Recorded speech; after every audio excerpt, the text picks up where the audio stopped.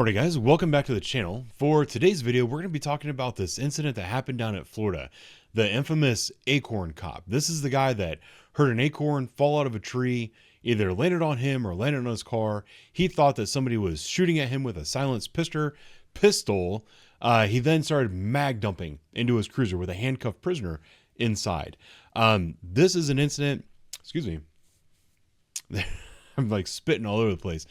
This is an incident that I wasn't going to cover. I had no intentions of covering this incident. Everybody is talking about it. Everybody has already seen it. I don't like just doing what everybody else is doing. I don't chase views. I talk about what I want to talk about. But then I saw some interesting things and I thought, you know what, now is the time that I have to do this. A couple of the things that I saw about this were I saw people who were trying to justify this officer's actions. They were trying to make excuses for this officer. And I have a serious problem with that. What this officer did was unacceptable on every possible level. There is no way in the world that I will accept anyone's excuses or justifications for this officer and the way he freaked out and fired into that cruiser. Regardless of the fact, we are going to talk about the stuff that led up to him shooting into this.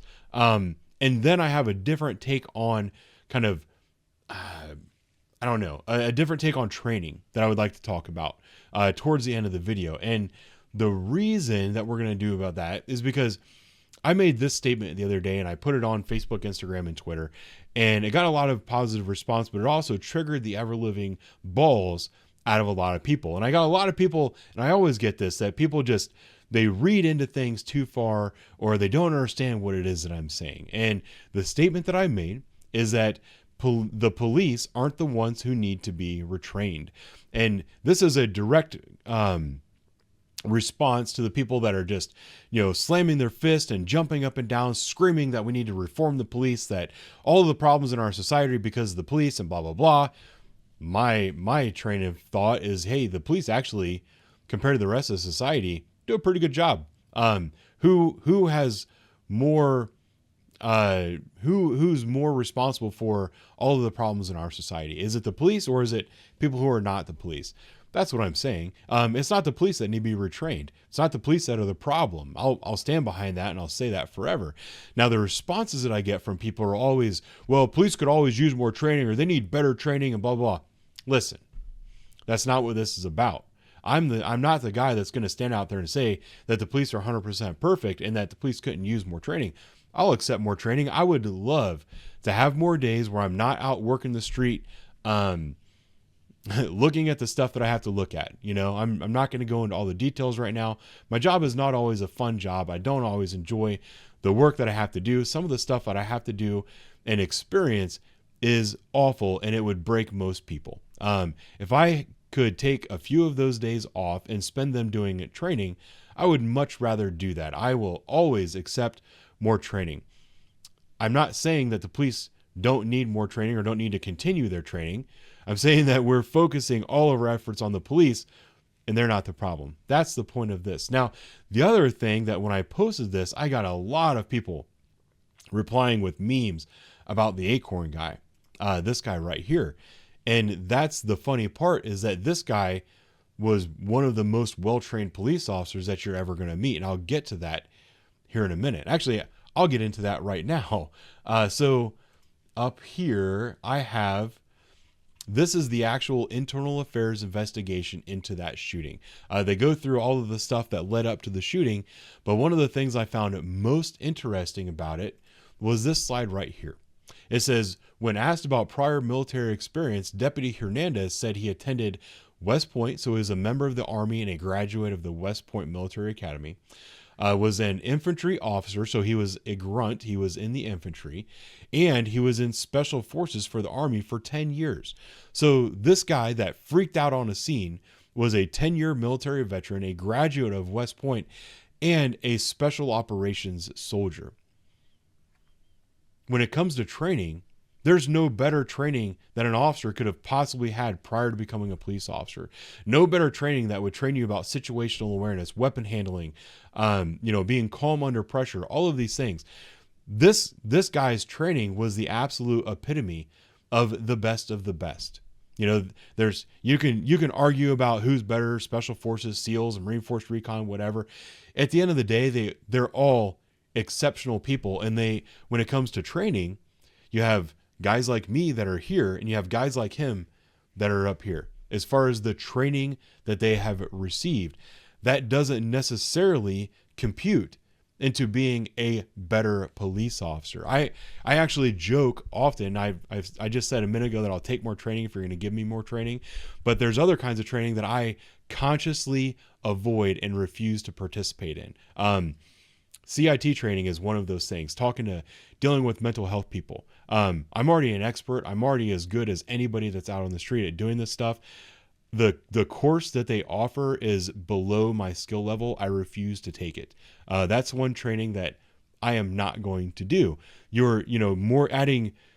Putting me in that class and requiring me to take more training of that nature is not going to make me a better police officer. And a lot of the people that are out there, where's my slide right here? A lot of the people that are out there demanding that police officers go through more training, the type of training that they're suggesting is not going to benefit police officers whatsoever, and it's not going to solve any of the problems.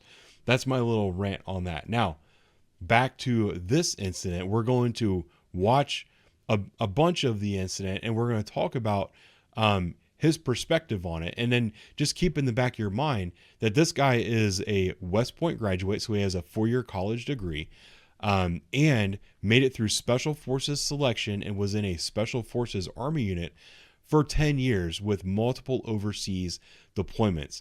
Keep that in mind when you're watching this, and watch how he carries himself and the things that he does while participating in this incident. Trying to think, where am I going to start? I'm going to start here. I had some other clips ready to go, but we're going to start right here. We're going to do it in my editing software because it's color coded, and you'll understand the color coding here in a minute.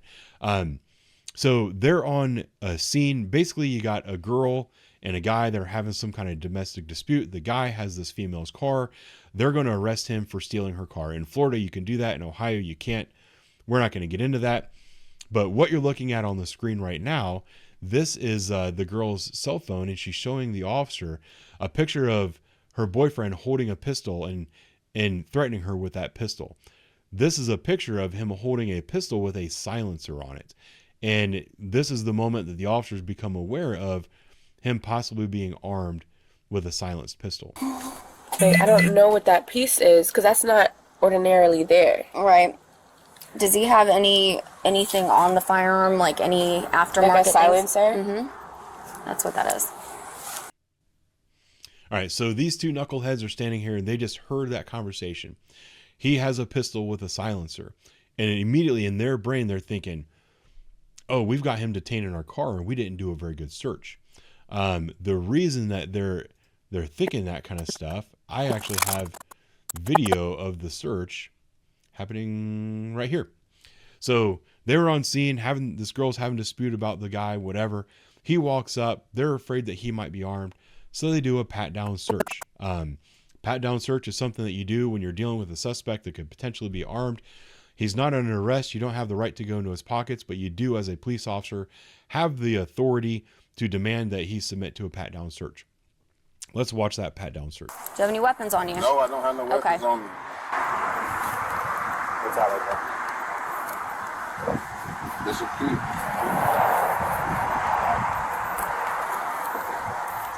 Don't got no weapons on me. Hands on your pockets.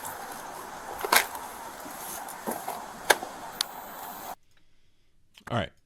So this was a shitty pat-down search. I'm just going to say that right there. And evidenced by the guy standing with his hands in his pockets while you're patting him down for weapons. This is someone that you believe might potentially have a weapon on him, and you're allowing him to have his hands concealed from you in a big pocket that could very easily conceal a weapon. A proper pat-down search is conducted by taking the suspect's hands, putting them behind his back. You hold on to those hands by having them interlace their fingers. I've gone over this on the channel before. Interlace your fingers, then you grab onto that chunk of fingers so they're unable to pull their hand apart. Your fingers get locked in behind your back, and now you are in control of that person. You grab their hands with one hand, with your other hand you search them. You start at the top, you work your way down, you start 2/3 of their body all the way across. You check their pockets, you check their waistband, you check their butt, you check their legs, you check their socks, stick your finger in their shoe if you think there might be a weapon in their shoe. Someone that's sagging their pants like this, you have them pull up their pants, or you help them pull up their pants. These are all the things that you do on a pat down search. You then go to the other side of their body, you switch hands, you're holding him with this hand, you go 2/3 across the body, search across his body down to his waistband. Even though you've already covered that side of the waistband, you do it again. Check his pockets all the way down his legs, check his butt. You do almost every part of his body twice. You are sure he does not have a weapon on him. Let's watch what they do again. So they said, I'm going to pat you down for weapons. Do you have any weapons on you? No, I don't have no weapons Okay. on me. What's that like? This is key.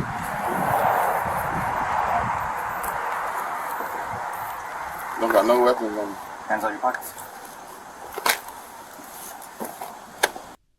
All right. So they're aware that they just did a shitty pat down search. And then they see this video and they're sitting there looking at that video like, oh crap, this guy might have a pistol with a silencer on it. And I just did a shitty job searching him and he's in my car. Then a little bit of time is going to go by. They're going to decide, yeah, we do have enough information to go ahead and press charges on him. He's going to jail. We have our signed affidavit from her. And that's when Jesse says, you know, I'm going to pull him out of the car and do a good search on him before I transport him. That's the part of the video that's right here. I'm pulling out, do a full search on him. And then he starts walking back to his car. Now that part of the video, some people that I spoke to, even police officers, they had to disagree with me about this. I don't have a huge problem with, if you do a good pat down on somebody that is a suspect, but you don't have probable cause to arrest, you definitely have reasonable suspicion and a good Terry pat down. Give them a good pat down. You can put them in cuffs and detain them, sit them in your car, especially if you're almost 100% certain that you're going to be arresting this person.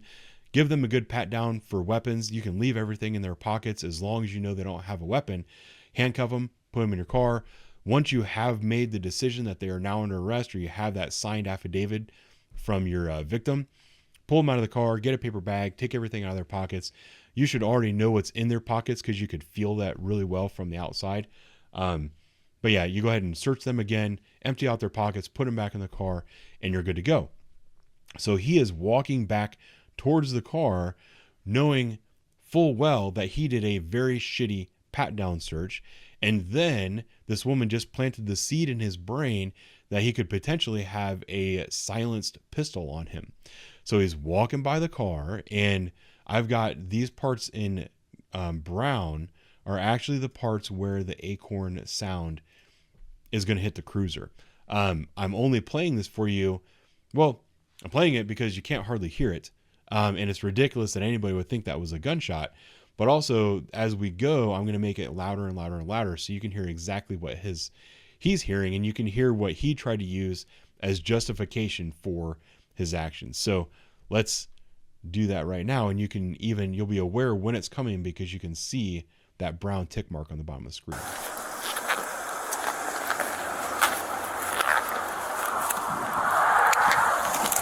Shots fired! Shots fired! Shots fired! And I'm not going to show the actual gunfire, but you kind of get the point. So did you hear the Acorn? I'm going to play it again at regular sound level. I'm going to blow this up so you guys can see it a little bit better. You can actually see the wavelengths in the video. Here you go. We're walking by the car. You can hear his boot squeaking and his duty belt squeaking. Let's listen. Shots fired! Shots fired! Shots fired! And he loses his mind. Here it is a little bit louder if you weren't able to hear it. Shots fired! Did you hear it that time? It's 5 decibels louder. Shots fired! And then I did it where it's 3 in a row. You can just hear it over and over and over again. Each one is louder.